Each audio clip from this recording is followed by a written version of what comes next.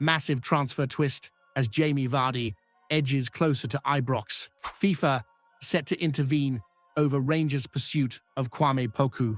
Nedim Bajrami breaks his silence on exit rumours. Harry Darling deal now on the brink with rivals circling.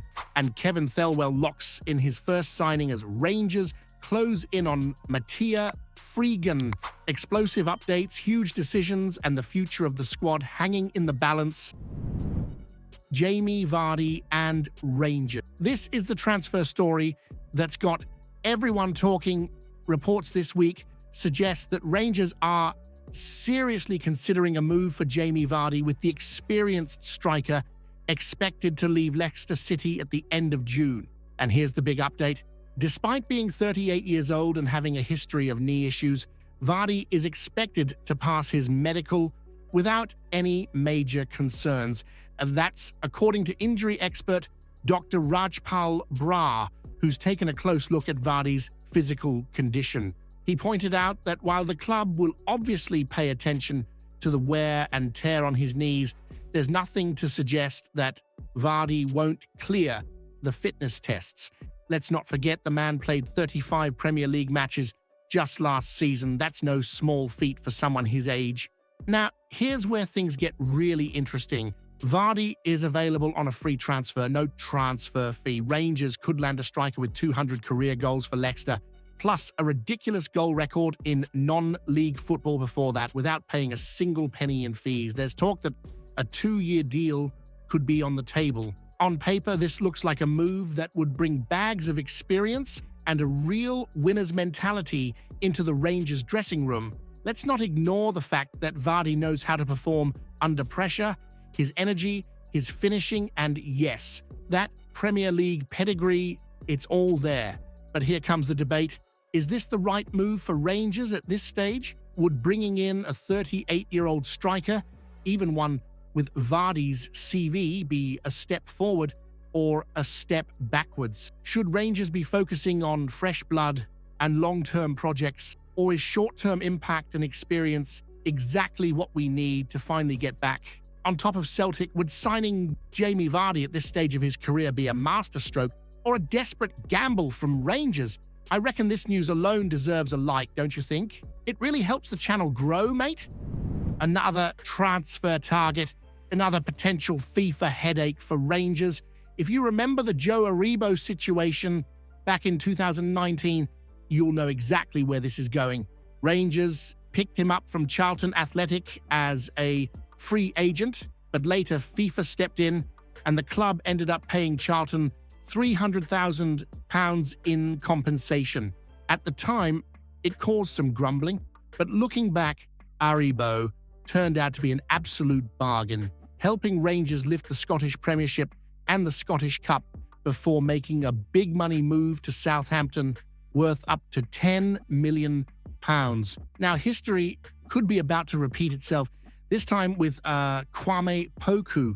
Reports from the Scottish Daily Mail suggest that Rangers are chasing the Peterborough United midfielder, who's now out of contract after an eye-catching spell in League One. The 23-year-old has been a standout for Peterborough, clocking up nearly 150 appearances and playing a key role in their back-to-back EFL trophy wins.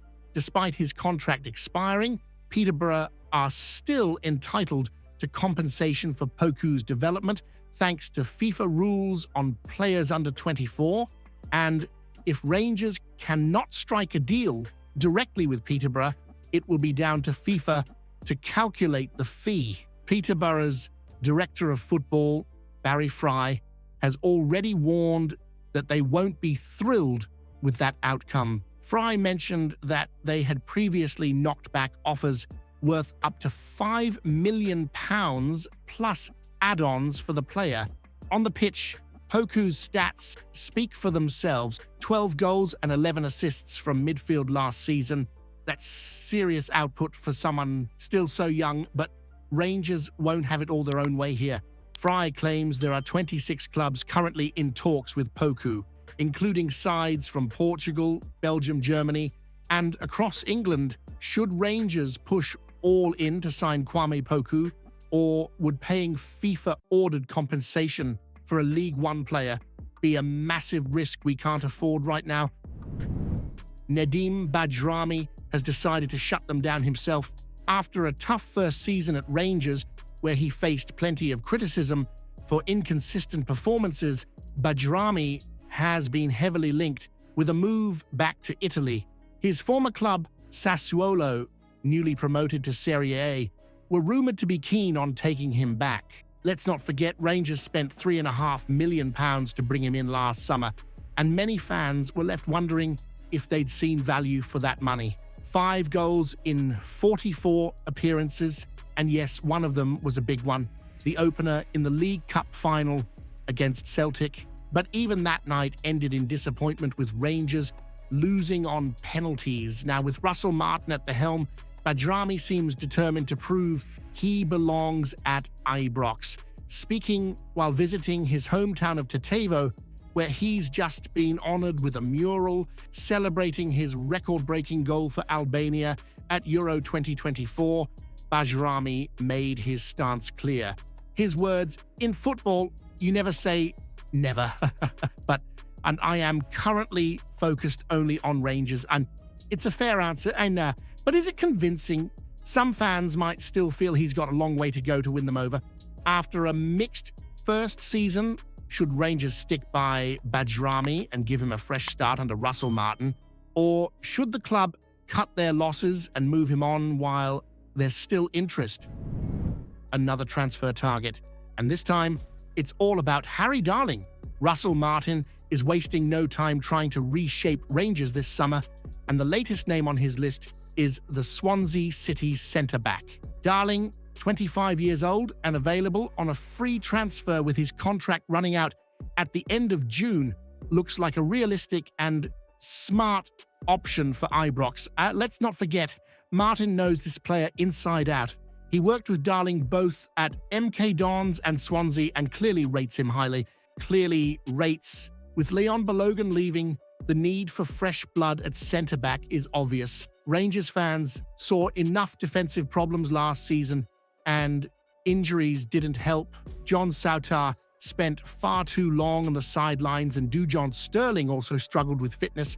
But here's the twist. Rangers are not alone in this race. Norwich City and Birmingham City are also pushing hard for Darling's signature.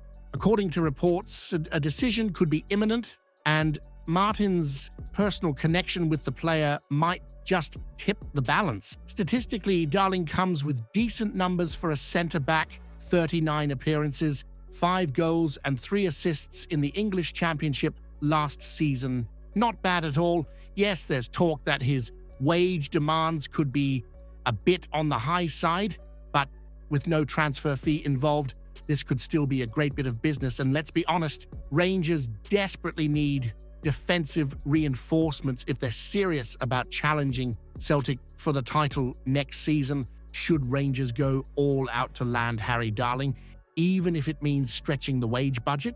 Or should the club be aiming for higher caliber defenders if we really want to topple Celtic? Reports from Croatia suggest that Matia Frigan is edging closer to a move to Ibrox, with Rangers now seen as favourites to land the highly rated striker from Westerlo.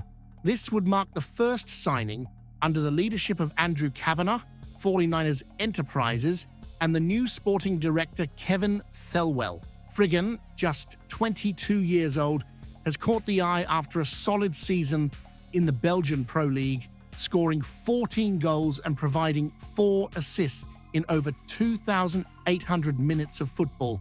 Not bad numbers for a young centre-forward still developing his game. With Cyril Dessers heavily linked with a move to AEK Athens, this move could be coming at the perfect time. Dessers, love him or hate him, was Rangers' top scorer last season with 29 goals across all competitions, but many fans were left frustrated with his inconsistency in front of goal. Now, with Frigan, Rangers seem to be continuing a clear shift in their recruitment strategy, moving towards younger, high-potential players with future resale value Just look at recent signings like Hamza Igamani, Mohamed Diamande, and Nico Raskin. The pattern is obvious: buy young, develop, and hopefully sell for big profits down the line. Financially, it makes sense for the club's long-term stability, but there's another side to this. Is this youth-focused strategy going to give Russell Martin the experience and leadership he needs right now to win silverware and topple Celtic? There's no doubt that while signing exciting prospects is great for the future, Rangers still badly need players who can deliver immediately and handle the pressure of big games at Ibrox. Is this new transfer strategy turning Rangers into a stepping stone club for young players, or is it the smart, sustainable way to build a winning team? If you haven't seen yesterday's video yet, you're missing out. Explosive news about Rangers that'll leave every fan stunned. Go check it out now. So